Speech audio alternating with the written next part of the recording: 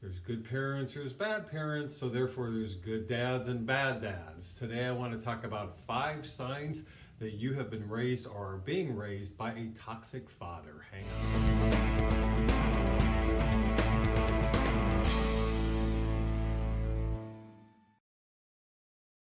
Parenting is tough, right? We all get that. There's so many responsibilities, there's added pressure, added stress. Sometimes men are not prepared for that, making that transition from, let's say, being a fun-loving guy in his 20s who's down at the pub drinking when he wants, to raising a family.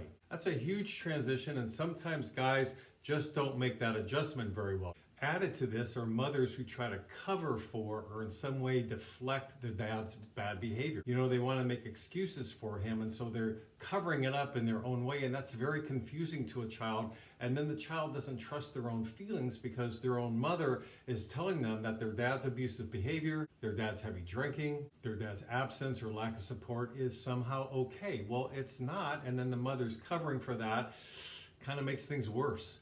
This needs to be talked about a little bit more because it kind of gets pushed to the side, because for generations, mom was the one who really was the caregiver of love at home. And dad was just the provider. That was just accepted. That was that way for generations.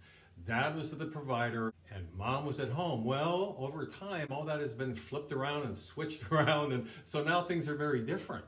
So as fathers have come out of that provider role, helping with the overall development, it's a lot more of a gray area that a lot of men aren't used to. It hasn't been talked about enough.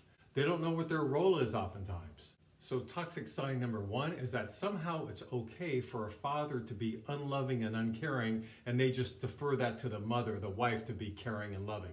No. That's toxic, and that's going to hurt the child.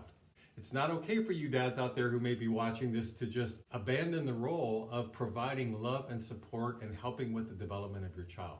You fathers out there like that may say, well, the women are the ones who are instinctual. Women are the ones who are in that natural role of being a caregiver. It's not me. Big red flag there if you're thinking like this, because that's affecting the upbringing of your child. Helping with the development just simply means you're there, available, present. You're guiding, you're leading, you're doing it in an even-tempered way. You're listening, you're assessing, you're showing both verbally and non-verbally that you're supporting your child. That needs to be in place. Number 2, fathers who are willing to hurt their children in a way to get back at their wife or ex-wife. So there's some unevenness in the marriage, there's some conflict. Maybe there's even domestic violence, but whatever it is, it's not happy at home between the two parents. The father's maybe feeling like he's not being heard, my wife is not listening to me, and so in a passive-aggressive way uses the children as pawns as a way to punish his wife. That is such bad parenting because of what I just said. You're using your child, you're heaping your dysfunction on them. They're being raised in a very unhealthy environment because you want to get back at your wife or ex-wife. Not fair, not healthy, and you better stop it right away, or else you're going to keep causing a huge amount of damage to your children. Number 3 is for you submissive, more withdrawn, not as involved, more quiet kind of husbands out there. You need to be able to handle your wife when you need to step in if your wife is in any way hurting the children.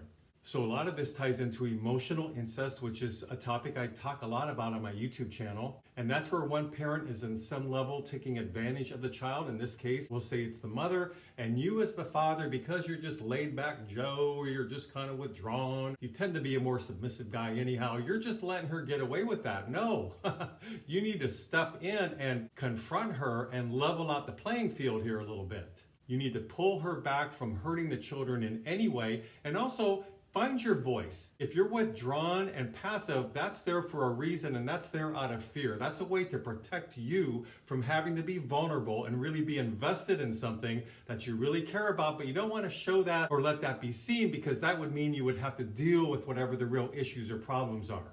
So a way to not deal is to just act kind of like, oh, nothing really matters too much. And then you possibly then are letting your wife be abusive with your children because you're not stepping in to control the situation or at least manage it to some degree. So for you fathers out there like that, get off your butt, find your voice, make the marriage and the communication be more equal, and then have equal vested interest in your children and talk that over with your wife. Communicate. The two of you should be on the same page about nearly everything.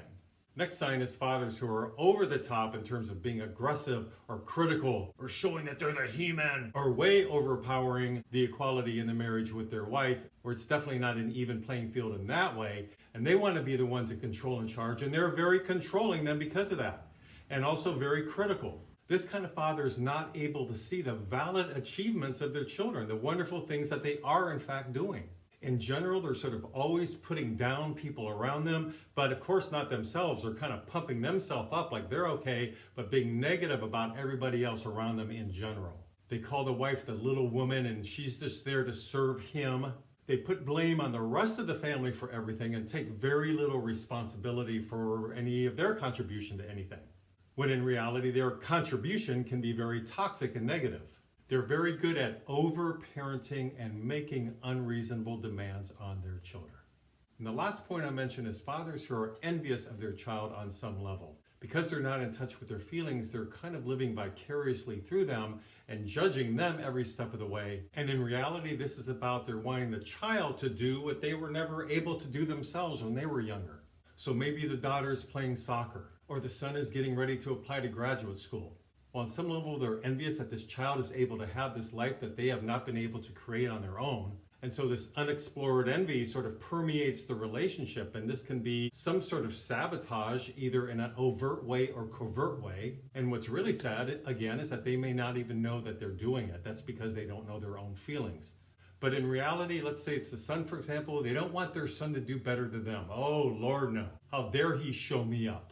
So you get the picture here, right? There's a lot of energy behind that, and that can play out with the daughter as well. So once again, we all know being a parent is very difficult, and parents need some support too, and we know that that job is not easy overall. But if you're in that role and it's part of choices you've made to be a parent, then you need to do the best job possible at it. And that means getting to know yourself, your feelings, loving yourself, because when you love yourself, you're going to be able to more so love your children and raise your kids to be outstanding, loving adults. So I hope this has been helpful. Please leave me some comments below. I'd love to hear your thoughts about this topic. It is indeed an important one. Please subscribe to my mental health YouTube channel if you like these kind of videos. And until next week, this is Brad Shore signing out from Ask a Shrink.